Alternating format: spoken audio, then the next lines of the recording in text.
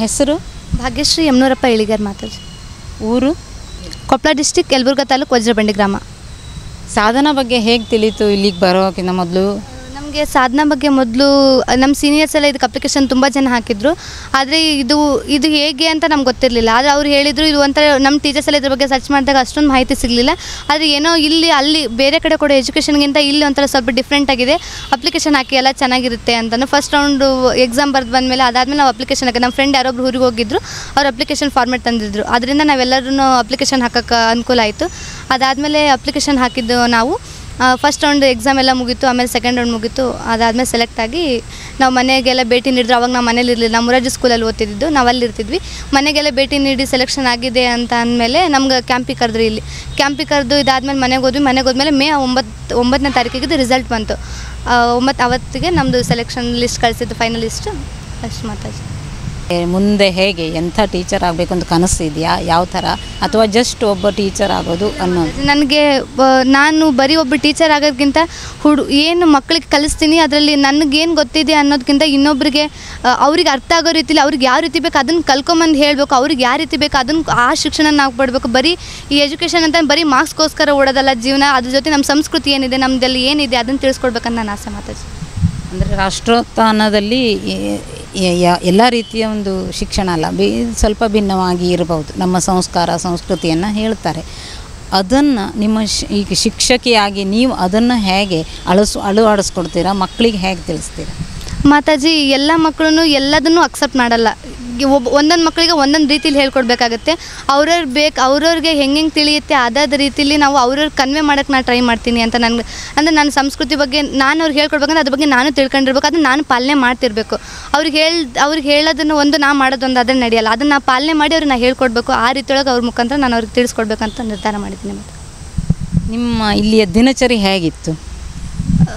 ನಮ್ಮ ಇಲ್ಲಿ ದಿನಚರಿ ಅಂತಂದರೆ ಬೆಳಿಗ್ಗೆ 4:30 ನಮ್ಮ ದಿನಚರಿ ಶುರುವಾದರೆ ರಾತ್ರಿ 11 ಗಂಟೆಗೆ ಮುಗಿಯುತ್ತೆ ಮಾತಾಜಿ. ನಮ್ಮದು ಬೆಳಗ್ಗೆ 4:30 5 ಗಂಟೆವರೆಗೂ ನಮಗೆ ಫ್ರೆಶ್ ಅಪ್ ಆಗೋಕ್ಕೆಲ್ಲ ಅಂದರೆ ಬೆಳಗ್ಗೆ ಸ್ನಾನಕ್ಕೆ ಅದಕ್ಕೆಲ್ಲ ಇರುತ್ತೆ. ಆಮೇಲೆ 5 ಗಂಟೆಗೆ ಯೋಗ ಶುರುವಾಗುತ್ತೆ. ಯೋಗ ಸೈಮಲ್ಟೇನಿಯಸ್ಲಿ ನಮಗೆ ಪೂಜೆ ಇರುತ್ತೆ.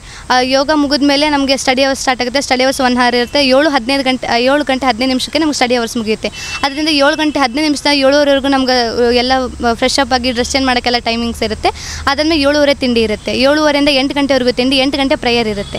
8 ಗಂಟೆ ಪ್ರೇಯರ್ ಮಾಡಿ 8:30ಗೆ ನಮ್ಮ ಕ್ಲಾಸ್ ಸ್ಟಾರ್ಟ್ ಆದರೆ 8:30 1 ಗಂಟೆವರೆಗೂ ಕ್ಲಾಸಲ್ಲಿ ಇರ್ತೀವಿ. 1 ಗಂಟೆಗಿಂದ 1:30 ಮಟ್ಟ ನಮಗೆ ಊಟ ಟೈಮಿಂಗ್ಸ್ ಇರುತ್ತೆ. ಅದಾದಮೇಲೆ 1:30 ನಮಗೆ 4:30 ಮಟ್ಟ ಮತ್ತೆ ಕ್ಲಾಸು. ಅದಾದಮೇಲೆ 4:30 5 ಗಂಟೆವರೆಗೂ ಮತ್ತೆ ಫ್ರೆಶ್ ಅಪ್ ಆಗೋಕ್ಕೆ ಟೈಮ್ಸ್ ಇರುತ್ತೆ. ಅಥವಾ ನಮ್ಮ ಬಟ್ಟೆ ತೊಳೆಯೋದು ಏನಾದರೂ ಇದ್ದರೆ ಅದಕ್ಕೆಲ್ಲ ಟೈಮ್ಸ್ ಇರುತ್ತೆ. 5 ಗಂಟೆಯಿಂದ 5:30ವರೆಗೂ ಸ್ನ್ಯಾಕ್ಸ್ ಇರುತ್ತೆ. 5:30 6 ಗಂಟೆವರೆಗೂ ಭಜನೆ ಇರುತ್ತೆ. 6 ಗಂಟೆಯಿಂದ 8 ಗಂಟೆವರೆಗೂ ನಮ್ಮ ಸ್ಟಡಿ ಅವರ್ಸ್ ಇರುತ್ತೆ. 8 ಗಂಟೆಯಿಂದ 9 ಗಂಟೆವರೆಗೂ ನಮಗೆ ಊಟದ ಲಂಚ್ ರಾತ್ರಿ ಡಿನ್ನರ್ಗೆ ಗ್ಯಾಪ್ ಇರುತ್ತೆ. ಆಮೇಲೆ 9 ಗಂಟೆಯಿಂದ 11 ಗಂಟೆವರೆಗೂ ಮತ್ತೆ ಸ್ಟಡಿ ಅವರ್ಸ್. 11 ಗಂಟೆ ಮಲ್ಕೊಳಕ್ಕೆ ಬರುತ್ತೆ ಮಾತಾಡಿ. ಇಲ್ಲಿ ಮಾರ್ಕ್ಸ್ ಹೊರತಾಗಿ ಇನ್ನೇನೇನು ಕಲ್ತ್ರಿ ನೀವು? ಮಾತಾಜಿ, ಇಲ್ಲಿ ಮಾರ್ಕ್ಸಿಂದೆ ಓಡೋ ಬದಲು ನಾನು ಫಸ್ಟಿಗೆ ನಾವು ಓದ್ತಿದ್ದ ಸ್ಕೂಲಲ್ಲೆಲ್ಲ ನಾನು ಕಂಡಿದ್ದೆ ಮಾರ್ಕ್ಸ್ ಎಜುಕೇಷನ್ ನಾವು ಪಡೆಯೋದೇ ಮಾರ್ಕ್ಸ್ಗೋಸ್ಕರ. ಮಾರ್ಕ್ಸ್ ಪಡೆದ ಮುಂದೆ ಬರೀ ಒಂದು ಜಾಬ್ ತೊಗೊಂಡು ಯಾವುದೋ ಒಂದು ದುಡ್ಡು ಮಾಡೋಕ್ಕೋಸ್ಕರ ಅಂತ. ಬಟ್ ನಂಗೆ ಇಲ್ಲಿ ಬಂದಮೇಲೆ ನಂಗೆ ಗೊತ್ತಾಗಿದ್ದು ಎಜುಕೇಷನ್ ಅಂದರೆ ಬರೀ ಮಾರ್ಕ್ಸ್ ಅಲ್ಲ. ನಮ್ಮ ಸಂಸ್ಕೃತಿ ನಮ್ಮಪ್ಪ ಯಾವಾಗ ಹೇಳ್ತಿದ್ರು, ಕೈಯಲ್ಲಿ ಬಳೆ ಹಾಕಮ್ಮ, ಹಣೆ ಮೇಲೆ ಕುಂಕುಮ ಹಚ್ಚಮ್ಮ. ನನಗೆ ಹೇಳ್ತಿದ್ದೆ ಯಾಕೆ ಇವ್ರು ಇಷ್ಟೊಂದು ತಲೆ ತಿಂತಾರೆ, ನಂಗೆ ಇದು ಯಾಕೆ ಹಿಂಗಂತ. ನಂಗೆ ಇಲ್ಲಿ ಬಂದಮೇಲೆ ಗೊತ್ತಾಗ ನಮ್ಮ ಸಂಸ್ಕೃತಿಗೆ ಎಷ್ಟೊಂದು ಬೆಲೆ ಐತಿ. ನಮ್ಮ ಸಂಸ್ಕೃತಿನ ಫಾಲೋ ಮಾಡೋಕ್ಕೆ ಎಷ್ಟೊಂದು ಜನ ಕಾಯಕತ್ತಾರ.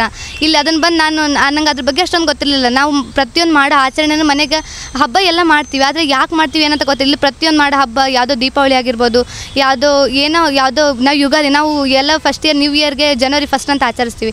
ಆದರೆ ನಮ್ಗೆ ಯುಗಾದಿ ಶುರುವಾಗೋದು, ಯುಗಾದಿ ನಾವು ಮಾಡೋದು ಏಪ್ರಿಲಲ್ಲಿ. ಈಗ ವಸಂತ ಕಾಲ ಶುರುವಾದಾಗ ನಮ್ಗೆ ಯುಗಾದಿ ಶುರುವಾಗೋದು. ಅದರಿಂದ ಅದ್ರ ಮಹತ್ವ ಏನು, ನಮ್ಮ ಕ್ಯಾಲೆಂಡರ್ ಪ್ರಕಾರ, ನಮ್ಮ ಸಂಸ್ಕೃತಿ ಪ್ರಕಾರ, ನಮ್ಮ ಇದರಲ್ಲಿ ಉಲ್ಲೇಖ ಯಾವ ರೀತಿ ಆಗಿದೆ ಇದು ನಮ್ಮ ಗ್ರಂಥಗಳಲ್ಲಿ, ಅದನ್ನೆಲ್ಲ ನಾನು ಇಲ್ಲಿ ಬಂದು ತಿಳ್ಕೊಂಡಿದ್ದೀನಿ ಮಾತಾಡಿ. ರಾಷ್ಟ್ರೋತ್ಥಾನದ ಶಿಕ್ಷಣ ಈ ಸಾಧನಕ್ಕೆ 10ರಲ್ಲಿ ಎಷ್ಟು ಮಾರ್ಕ್ಸ್ ಕೊಡ್ತೀರಾ? ನಾನು 10ರಲ್ಲಿ 10ಕ್ಕೆ 10. ಇದಕ್ಕಿಂತ ನನಗೆ ಅದು ಆ್ಯಕ್ಚುಲಿ 10 ಅಂತ ಹೇಳೋದೇ ಕಷ್ಟ ಆಗುತ್ತೆ. ಮತ್ತು ಅದಕ್ಕಿಂತ ಅದಕ್ಕೆ ಎಷ್ಟು ಮಾರ್ಕ್ಸ್ ಕೊಡಬೇಕಂತಲೇ ಗೊತ್ತಾಗಲ್ಲ. ನಾನು ಇಲ್ಲಿ ಬಂದು ತುಂಬ ಕಲ್ತಿದ್ದೀನಿ ಈ ಸಂಸ್ಕೃತಿ ಬಗ್ಗೆ. ಅಂತ ನನಗೆ ದೇಶಾಭಿಮಾನ, ನಾನು ಫಸ್ಟಿಗೆ ನಂಗೆ ದೇಶಾಭಿಮಾನ ಗೊತ್ತಿದೆ. ಯಾವಾಗ ಯಾರಾದರೂ ಜನಗಣಮನ ಹೇಳಕತ್ತಾರೆ ಎದ್ದು ನಿಂತ್ಕೋಬೇಕು ಅನ್ನೋದು ಅಷ್ಟೇ ಗೊತ್ತಿದೆ. ಇಲ್ಲಿ ಬಂದಮೇಲೆ ಗೊತ್ತಾಗಿದೆ ನಮ್ಮ ದೇಶ ಎಷ್ಟು ಮಟ್ಟಿಗಿದೆ, ನಮ್ಮ ದೇಶಕ್ಕೆ ಎಷ್ಟೊಂದು ಇದಿದೆ, ಎಷ್ಟು ಸಂಸ್ಕೃತಿ ಇದೆ.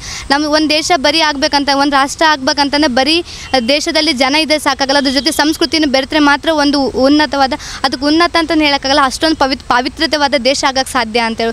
ಬೇರೆ ದೇಶದಲ್ಲೆಲ್ಲ ಬರೀ ಕ್ಲೀನ್ಲಿನೆಸ್ ಇರ್ಬೋದು, ನಮ್ಮ ದೇಶದಲ್ಲಿ ಕ್ಲೀನ್ಲಿನೆಸ್ ಕಡಿಮೆ, ಆದರೆ ಪಾವಿತ್ರತೆಗೆ ನಮ್ಮ ದೇಶ ನಾನು ಹೆಸರಂತ ನಾನು ಹೇಳೋಕ್ಕೆ ಇಷ್ಟಪಡ್ತೀನಿ ಮಾತಾಡಿ.